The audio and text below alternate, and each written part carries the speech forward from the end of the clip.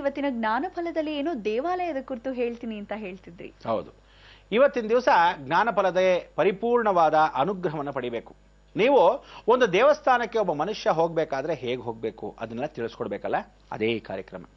ಏನು ಅಂದ್ರೆ, ದೇವಸ್ಥಾನಕ್ಕೆ ಹೋಗ್ಬೇಕಾದ್ರೆ ದಯವಿಟ್ಟು ತಿಳ್ಕೊಳ್ಳಿ, ಬರೀ ಗೈಯಲ್ಲಿ ಹೋಗಬೇಡಿ. ಯಾವುದೇ ಒಬ್ಬ ಮನುಷ್ಯನಾಗ್ಲಿ ಸುಮ್ಮನೆ ಬರೀ ಗೈಯಲ್ಲಿ ಹೋಗೋದು, ನಮಸ್ಕಾರ ಮಾಡೋದು, ಬರೋದು ಇದು ಸಭ್ಯತೆ ಅಲ್ಲ. ಯಾವ ಕಾಲಕ್ಕೂ ಹೂವು ಹಣ್ಣು ಹಂಪಲ ಇಟ್ಕೊಂಡು ಹೋಗ್ಲೇಬೇಕು. ಅಲ್ಲ, ರಾಜಾದಿರಾಜ ಯೋಗಿರಾಜ ಪರಬ್ರಹ್ಮ ಶ್ರೀ ಶ್ರೀ ಶ್ರೀ ಶ್ರೀ ಸಾಕ್ಷಾತ್ ಪರಮೇಶ್ವರ ಉಮಾಮಹೇಶ್ವರ ದೇವಸ್ಥಾನ ಅಂತಿರುತ್ತೆ. ಇಲ್ಲ ಏಡುಗುಂಡಲವಾಸ ವೆಂಕಟರಮಣ ಅಂದ್ರೆ ಶ್ರೀ ಪದ್ಮಾವತಿ ವೆಂಕಟೇಶ್ವರ ದೇವಾಲಯ ಅಂತಿರುತ್ತೆ. ಇಲ್ಲ ಯಾವುದೋ ಕನಿಕಾ ಪರಮೇಶ್ವರಿ ವಿಗ್ರಹ ಸ್ವರೂಪದಲ್ಲಿದ್ದಾಗ ದೇವಿ ಅಂಶದಲ್ಲಿ ಶ್ರೀ ಕನಿಕಾ ದುರ್ಗಾ ಪರಮೇಶ್ವರಿ ದೇವಸ್ಥಾನ ಅಂತಿರುತ್ತೆ. ಜಗದೀಶ್ವರ, ಜಗತ್ಪಿತ, ನಮ್ಮನ್ನು ಹುಟ್ಟಿಸಿದವನು, ಎಷ್ಟೋ ಸಂರಕ್ಷಣೆ ಮಾಡ್ತಕ್ಕಂಥ ಈ ಪ್ರಕೃತಿಯನ್ನ ನಡೆಸ್ತಕ್ಕಂಥವನು, ಅವನಿಗೆ ಅವನು ಯೋಗ್ಯತೆಗೆ ನಿಮ್ ಹೋಗಿ ನಮಸ್ಕಾರ ಮಾಡೋದು ಬೇಡ. ಬರೀ ಗೈಯಲ್ಲಿ ಹೋದ್ರೆ ಅವನಿಗಿರ್ತಕ್ಕಂಥ ಮರ್ಯಾದೆ ಏನು ಬಂತು? ಹೋಗಬೇಕು, ಹೂವಾದ್ರೂ ಕನಿಷ್ಠ ಪಕ್ಷ ಇಟ್ಕೊಂಡು ಹೋಗಬೇಕು. ನಿಮ್ಮ ಯಥಾಶಕ್ತಿ. ನೀವೇನು ಹಂಪ್ಲ ಅಂದ್ರೆ ಇಷ್ಟೆಷ್ಟು ತೊಗೊಂಡು ಹೋಗ್ಬೇಕಾಗಿಲ್ಲ. ಯಾಕಂದ್ರೆ ಈ ನಡುವೆ ಎತ್ಕೊಂಡು ಹೋದ್ರು ಏನ್ ಮಾಡ್ತಾರೆ ಗೊತ್ತಾ, ಒಂದು ತೆಂಗಿನಕಾಯಿ ಹೊಡೆಯೋದು, ಅರ್ಧ ಅರ್ಚಕ ಅರ್ಧ ನಿಮಗೆ, ಈ ಬ್ಯಾಗಲ್ಲಿ ಹೊಟ್ಟೋಗುತ್ತೆ. ಅಟ್ಲೀಸ್ಟ್ ದೊಡ್ಡ ಕ್ಷೇತ್ರ ಆಗಿದ್ರೆ ಏನ್ ಮಾಡ್ತಿದ್ರಿ, ಆ ಕ್ಷೇತ್ರದಲ್ಲಿ ವಿಶೇಷವಾಗಿ ಒಂದು ಅನ್ನದಾನ ನಡೆಯುತ್ತೆ, ಅನ್ನ ಸಂತರ್ಪಣೆ ನಡೆಯುತ್ತೆ ಅಂದ್ರೆ ಆ ತೆಂಗಿನಕಾಯಿ ಹೊಡೆಸಿದಾಗ ಅದು ಹೋದ್ರೂ ಸಂತೋಷ, ಬಾಡ ಎಲ್ರಿಗೂ ಅನ್ನದಾನ ಆಗತ್ತೆ, ಸೌಕರ್ಯ, ಬಹಳ ಸಂತೋಷ ಅನ್ಬೋದು. ಇಲ್ಲ ಬಾಳೆಹಣ್ಣಲ್ಲಿ ಒಂದು ಚಿಪ್ಪು ಬಾಳೆಹಣ್ಣು, 12 ಬಾಳೆಹಣ್ಣು, 1 ಡಜನ್ನು, 2 ಡಜನ್ನು, ಅದರಲ್ಲಿ 2 ಬಾಳೆಹಣ್ಣು ವಾಪಸ್ ಆಗ್ತಾನೆ, ಮಿಕ್ಕಿದೆಲ್ಲ ಸ್ವಾಹ. ಹೀಗಾಗ್ಬಿಡುತ್ತೆ. ಯಾಕೆಂದ್ರೆ ಮಧ್ಯದಲ್ಲಿ ಯಾವನಾದ್ರೂ ಬಂದ್ರೆ ಅವನಿಗೊಂದು ತೆಂಗಿನಕಾಯಿ ಚಿಪ್ಪು, ಒಂದು ಬಾಳೆಹಣ್ಣು ಕೊಡ್ತಾರೆ. ಕೆಲವರು ಮಾತ್ರ, ಎಲ್ಲರೂ ಅದೇ ಅಲ್ಲ, ಕೆಲವರು ಅದೇ ವಿಚಾರಪೂರ್ವಕವಾಗಿ ನಮಗೆ ಯಾಕಪ್ಪ ಋಣ ತಗೊಳ್ಳಿ, ಅವನು ಏನು ಕೊಟ್ಟಿದಾನೋ ಹಾಗೆ ಇರುತ್ತೆ. ಕೆಲವರ ಪೂಜೆನೇ ಮಾಡಲ್ಲಮ್ಮ, ಅದ್ರ ನೈವೇದ್ಯ ಕೂಡ ಮಾಡಲ್ಲ. ಹೋಗ್ರಿ ತೆಂಗಿನಕಾಯಿ ಹೊಡ್ಕೊಂಬನ್ರಿ ಅಂತಾನೆ, ಇವನು ಪಾಡಿ ಇವನು ಪೂಜೆ ಮಾಡಿರ್ತಾನೆ, ಆ ತೆಂಗಿನಕಾಯಿ ಅಲ್ಲೇ ಇರುತ್ತೆ, ಒಂದು ಹೂ ಎತ್ತಾಕಲ್ಲ ದೇವರದ ನಿರ್ಮಾಲ್ಯ ಅದ್ರ ಮೇಲೆ ಹಾಕದಾಗ್ದಾನೆ ನೈವೇದ್ಯ ಆಗಿದೆ ಅಂತ. ಅದಾದ್ಮೇಲೆ ಮಂಗಳಾರತಿ ಮಾಡಿ ಅದನ್ನು ಕೊಡಬೇಕು. ಈ ರೀತಿ ಕೆಲವು ದೇವಸ್ಥಾನ ಮಾಡ್ತಾರೆ, ಕೆಲವು ದೇವಸ್ಥಾನ ಮಾಡಲ್ಲ, ಕೆಲವು ದೇವಸ್ಥಾನದಲ್ಲಿ ತಾತ್ಸಾರ, ಕೆಲವರಿಗೆ ಶ್ರದ್ಧೆ ಇರುತ್ತೆ. ಎಷ್ಟು ಚೆನ್ನಾಗಿ ಮಾಡ್ತಾರೆ ಅಂತೀರಾ ನೀವು. ಕೊಡ್ಲಿ ಬಿಡ್ಲಿ, ಕಾಣಿಕೆ ಹಾಕ್ಲಿ ಬಿಡ್ಲಿ, ಅವ್ರಿಗೆ ಭಕ್ತಿ ಮಾತ್ರ ಮುಖ್ಯ, ದೇವರು ಮಾತ್ರ ಮುಖ್ಯ ಅಂತ ಅರ್ಚಕರು ಇದ್ದಾರೆ. ಆದ್ರೆ ಏನ್ ಮಾಡೋದು, ಕಲಿಯುಗ ನೋಡಿ. ಆ ಕಲಿಯುಗದಲ್ಲಿ ಏನ್ ಹೇಳ್ತಾನೆ ಕೃಷ್ಣ ಪರಮಾತ್ಮ, ನಿಮ್ಗೆ ಏನ್ ಹೇಳಿದೆ, ಗಾಂಧಾರಿ ಹಾಕಿರೋ ಶಾಪದಲ್ಲಿ ಕೃಷ್ಣ ಪರಮಾತ್ಮ ಏನ್ ಹೇಳ್ದ, ಯಾವ ಕಾಲಕ್ಕೂ ವಿಶೇಷವಾಗಿ ಅವ್ನಿಗೆ ಹಾಕಿರೋ ಶಾಪದಲ್ಲಿ ಅಂದ್ರೆ ಧರ್ಮ ಧರ್ಮ ಅಂತ ಯಾವನ್ ಹೇಳ್ತಾನೆ, ಖಂಡಿತ ಅವನು ಉದ್ಧಾರ ಆಗಲ್ಲ.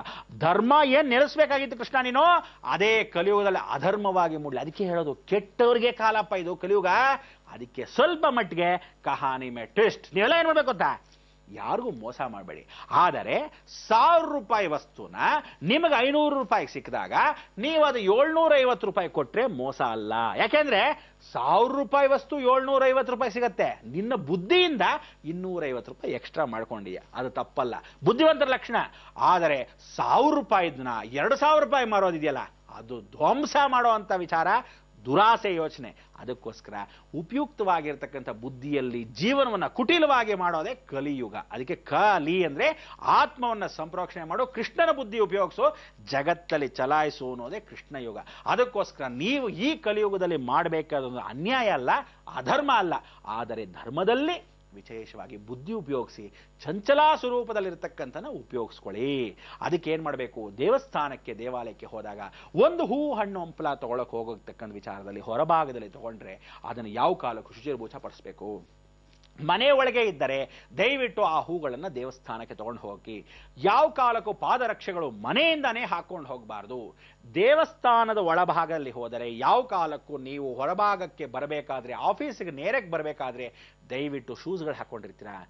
ಎಷ್ಟು ಜನ ಇದ್ದೀರಾ, ಹೊರಭಾಗದಲ್ಲಿ ದೇವಸ್ಥಾನ ಪ್ರವೇಶ ಮಾಡಬೇಕಾದ್ರೆ ಆ ಶೂಸು ಚಪ್ಪಲಿ ಬಿಚ್ತಿರಲ್ಲ, ಹಾಗೆ ಹೂ ಹಣ್ಣು ತಗೊಂತೀರಾ. ಏನ್ ತಲೆ ಬೇಡವೇನ್ರಿ ನಿಮಗೆ? ನಿಮ್ ಕಾಲ್ ಚಪ್ಪಲಿ ಧೂಳು ದೇವ್ರ ಮೇಲೆ ಹೋಗ್ಬೇಕಾ? ಕೈ ಕಾಲು ತೊಳ್ಕೊಳ್ಳಿ, ಆಮೇಲೆ ಫಸ್ಟ್ ಚಪ್ಪಲಿ ಬಿಚ್ಚಿ. ಅದು ಸ್ಯಾಂಡ್ಲ್ ಆಗಿರುತ್ತೆ, ಇಲ್ಲ ಶೂಸ್ ಆಗಿರುತ್ತೆ, ಸಾಕ್ಸ್ ಇದ್ರೆ ಹಾಳು ಬಿದ್ದೋಯ್ತು, ಅದೇನ್ ನೆಂದೋದ್ರೆ ಏನಾಗಲ್ಲ. ಅಕಸ್ಮಾತ್ ಸಾಕ್ಸ್ ಬೇಕಾದ್ರೆ ಒಕ್ಕೊಳ್ಬಹುದು.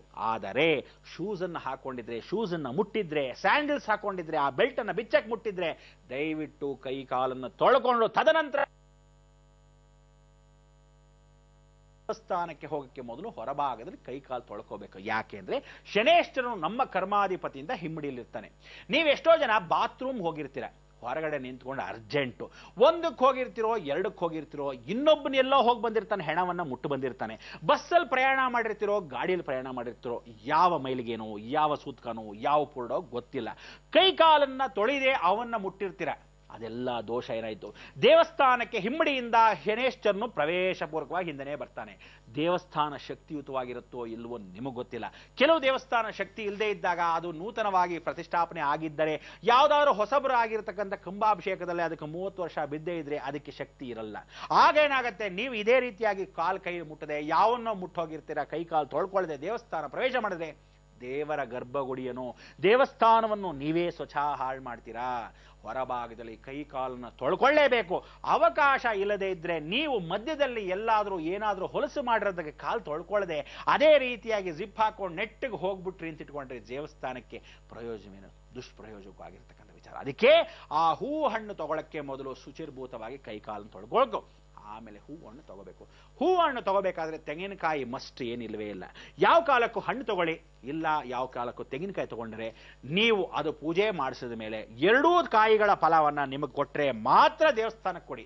ಇಲ್ಲದಿದ್ರೆ ಏನ್ ಪ್ರಯೋಜನ ಅಂದ್ರೆ, ನೀವಾಗಿ ದಾನ ಮಾಡ್ಬೋದೇ ಹೊರತು ಅರ್ಚಕನ ಅವನೇ ಅರ್ಧ ತಗೊಂಡ್ಬಿಟ್ರೆ ಅಂತ ದೇವಸ್ಥಾನಕ್ಕೆ ಮೊದಲೇ ನಿಮಗೆ ಗೊತ್ತಿಲ್ಲದೆ ಇದ್ರೆ ಪರವಾಗಿಲ್ಲ, ಅವನು ಅರ್ಧ ತಗೊಂಡ್ಬಿಟ್ರೆ ಏನ್ ಮಾಡಿ ಗೊತ್ತಾ, ಅದನ್ನ ನೀವು ಇದನ್ನು ತಗೊಂಬಿಡಿ ಅಂತ ಕೊಟ್ಬಿಡಿ ಹೊರತು ಮನೆಗೆ ಅರ್ಧ ಚಿಪ್ಪನ್ನ ತರಲೇಬೇಡಿ. ಜೀವನದಲ್ಲಿ ಅರ್ಧ ಚಿಪ್ಪನ್ನ ಯಾವ ಮನೆಗೆ ತಗೊಂಬರ್ತಿರೋ ಖಂಡಿತವಾಗ್ಲೂ ಕೈಯಲ್ಲಿ ದಾರಿದ್ರ ಹೆಚ್ಚು. ಚಿಪ್ಪದು ಅಂದ್ರೆ ಏನೋ, ಪೈಚಾಂಡಿ ಅವತಾರದಲ್ಲಿ ಸಾಕ್ಷಾತ್ ಈಶ್ವರನು ಭಿಕ್ಷಾಪಾತ್ರೆಯನ್ನು ತಗೊಂಡು ಹೋಗಬೇಕಾದ್ರೆ ಬ್ರಹ್ಮ ಕಪಾಲ ಅಂತ ಕರಿತೀವಿ. ತೆಂಗಿನಕಾಯಿನ ಪೂರ್ಣ ಮಂಗಳ ಕಾಮಾಕ್ಷಿ ಆಗಿರ್ತಕ್ಕಂಥ ಪೂರ್ಣ ಫಲ ಸಾಕ್ಷಾತ್ ಈಶ್ವರನಂಶ. ಮೇಲ್ಭಾಗ ಜುಟ್ಟು ಗಣಪತಿ, ಒಳಭಾಗದಲ್ಲಿ ಶ್ವೇತಾಂಬರದ ಪಾರ್ವತಿ, ಒಳಭಾಗದಲ್ಲಿ ನೀರಿರ್ತಕ್ಕಂಥ ಗಂಗೆ, ಹೊರಭಾಗದಲ್ಲಿ ಮುಕ್ಕಣ್ಣಾಗಿರ್ತಕ್ಕಂಥ ಪರಮೇಶ್ವರನೇ ಅಂಶ. ಅದನ್ನ ಹೊಡೆದಿರತಕ್ಕಂಥ ಪೂರ್ಣ ಫಲ ನಿಮ್ಮ ಮನೆಗೆ ಬರಲೇಬೇಕು. ಬರೆದಿದ್ದ ಪಕ್ಷದಲ್ಲಿ ಆ ತೆಂಗಿನಕಾಯಿ ಅಲ್ಲೇ ಕೊಟ್ಟು ವಿಸರ್ಜಿಸಬೇಕು. ಅರ್ಧ ಚಿಪ್ಪನ್ನ ಮನೆಗೆ ತರಲೇಬೇಡಿ. ಇಲ್ಲ ಅರ್ಚಕರು ದಯವಿಟ್ಟು ಕಾರ್ಯಕ್ರಮ ನೋಡೋರಾಗಿದ್ರೆ ಪೂರ್ಣವಾಗಿ ಅವ್ರಿಗೆ ಕೊಟ್ಬಿಡಿ, ಅವರೇ ನಿಮಗೆ ವಾಪಸ್ ಕೊಟ್ರೆ ಬಹಳ ಸಂತೋಷ. ಆದರೆ ಅರ್ಧ ತಗೊಳ್ಳೋದು, ಅರ್ಧ ಬಿಡೋದು. 2 ತೆಂಗಿನಕಾಯಿ ಕೊಡ್ತೀರಾ, 2ರಲ್ಲಿ 1 ಹೋಯ್ತೀರಾ ಸಂತೋಷ, ಒಂದಾದ್ರೂ ಪೂರ್ತಿ. ಈ ತೆಂಗಿನಕಾಯ್ದು ಅರ್ಧ ಆ ತೆಂಗಿನಕಾಯಿ ಇದ್ದಿದ್ರೆ ಖಂಡಿತ ಅದು ತರಬೇಡಿ. ಯಾಕೆಂದ್ರೆ ಮನೆಯಲ್ಲಿ ಮೃತ್ಯು. ಇದೆಲ್ಲ ಸಂಕ್ಷಿಪ್ತವಾಗಿರ್ತಕ್ಕಂಥ ಸಾಕ್ಷಿ ರೂಪ ಏನು ಅಂದ್ರೆ ಅಪಮೃತ್ಯು ಪ್ರಯೋಗವಾಗಿ ತೆಂಗಿನಕಾಯಿನ. ಅದಕ್ಕೆ ಕೇರಳ ಪ್ರಾಂತದಲ್ಲಿ ನೀವೇ ತೆಂಗಿನಕಾಯಿ ಹೊಡ್ಕೊಂಬನ್ನಿ ಅಂತಾರೆ, ಧರ್ಮಸ್ಥಳದಲ್ಲಿ ನೀವೇ ತೆಂಗಿನಕಾಯಿ ಹೊಡ್ಕೊಂಬನ್ನಿ ಅಂತಾರೆ. ನೀವೆಷ್ಟು ತೆಂಗಿನಕಾಯಿ ತಗೊಂಡು ಹೋಗ್ತೀರಾ ಗೊತ್ತಿಲ್ಲ, ಒಂದನ್ನ ಹೊಡೆದು ಮತ್ತೊಂದು ಚಿಪ್ಪು ಬೇರೆ ಬೇರೆ ಆದ ಪಕ್ಷದಲ್ಲಿ ಮನೆಗೆ ಆ ತೆಂಗಿನಕಾಯಿ ತಂದ್ರೆ ಮೃತ್ಯು. ಅದಕ್ಕೋಸ್ಕರ ಯಾವ ಕಾಲಕ್ಕೆ ಅದನ್ನು ತರಬಾರ್ದು ಅಂತ ಒಂದು ಶಾಸ್ತ್ರವನ್ನು ಇಟ್ಕೋಬೇಡಿ.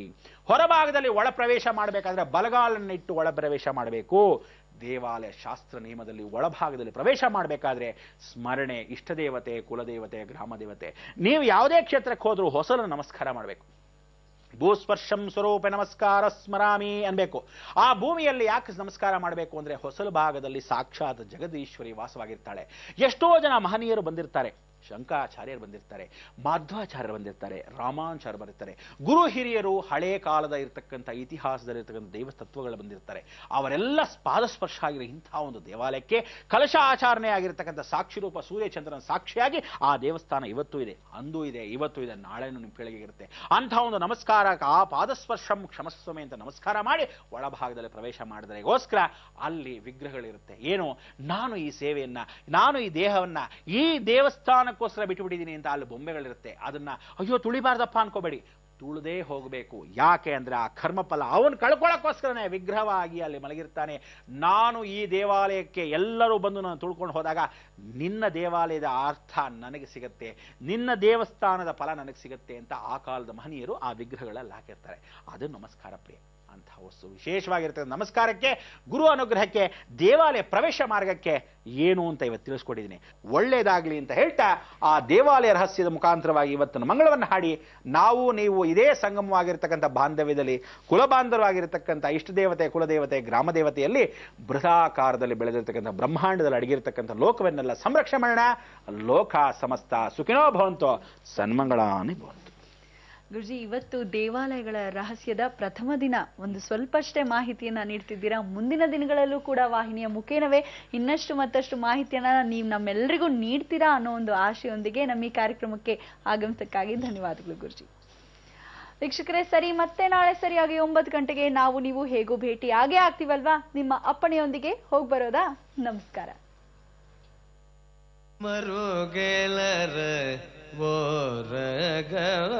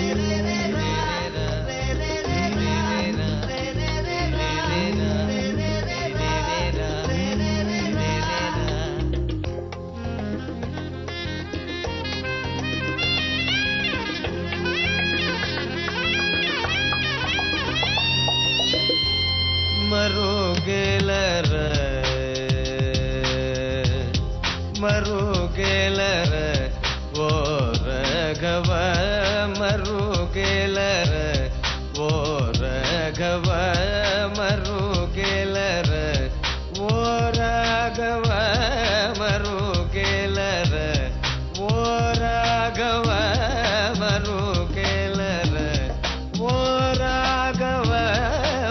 ಮರುಗೆಲರ ಓ ರಾಘವ ಮರುಗೆಲರ ಓ ರಾಘವ ಮರುಗೆಲರ ಓ ರಾಘವ ಮರುಗೆಲರ ಓ ರಾಘವ ಮರುಗೆಲರ ಓ ರಾಘವ ಮರುಗೆಲರ ಓ ರಾಘವ ಮರುಗೆಲರ ಓ ರಾಘವ